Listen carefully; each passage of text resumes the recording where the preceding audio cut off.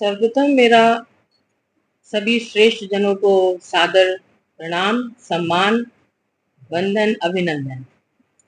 नारी शक्ति वंदन अधिनियम 2023 में रखे गए प्रावधान कुछ इस प्रकार है। इस बिल के माध्यम से आर्टिकल 300 339 ए, 330 ए, 332 ए और 334 ए में संशोधन किए गए।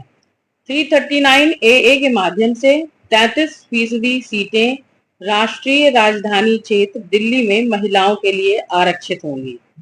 330 ए के माध्यम से लोकसभा में प्रत्यक्ष निर्वाचन से भरी जाने वाली 1/3 सीटें एससी और एसटी से संबंधित महिलाओं के लिए आरक्षित सीट सहित महिलाओं के लिए आरक्षित होंगी।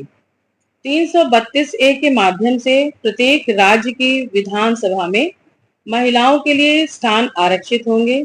अनुच्छेद के खंड 3 में एससी और एसटी सहित 1/3 सीटें महिलाओं के लिए आरक्षित की जाएंगी।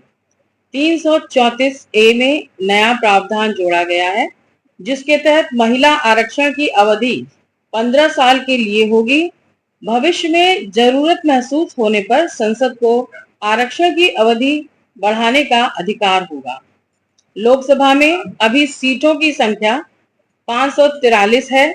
जैसे ही कानून लागू होगा, महिला सदस्यों की संख्या 181 हो जाएगी, जो वर्तमान में 82 है।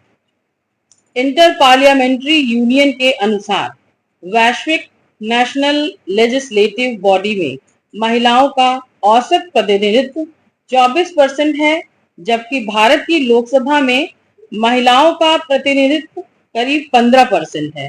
महिला आरक्षण कानून लागू होने पर हम ग्लोबल कवरेज के एवरेज के ऊपर उठकर 33% महिला भागीदारी सुनिश्चित करेंगे तो हमारी रैंक भी बढ़ेगी।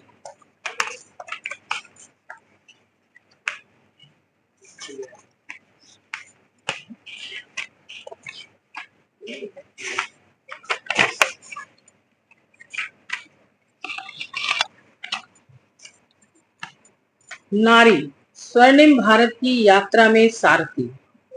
नारी शक्ति वंदन अधिनियम देश के भाग्य को बदलने का काम करेगा। नारी जब कोई जिम्मेदारी संभालती है तो संकल्प को सिद्धि तक ले जाने के लिए वह जी जान से जुट जाती है। इस कानून का सबसे बड़ा लाभ यह होगा कि ये कानून देश की नारी शक्ति में बहुत बड़ा विश्वास पैदा करेगा। देश के लिए काम करने का जज्बा भारत को आगे बढ़ाने की शक्ति कई गुना बढ़ा देगा। आदिवासी महिलाओं द्वारा शुरू किया गया प्रकल्प लिज्जत पापड़ आज मल्टीनेशनल कंपनियों को टक्कर देने वाला बन गया है, जो भारत की नारी शक्ति का परिचय देता है। प्रधानमंत्री मोदी कहते हैं कि उनका यह कौशल सामर्थ्य है जो भगवान ने उन्हें नैसर्गिक गुण से दिया हुआ है।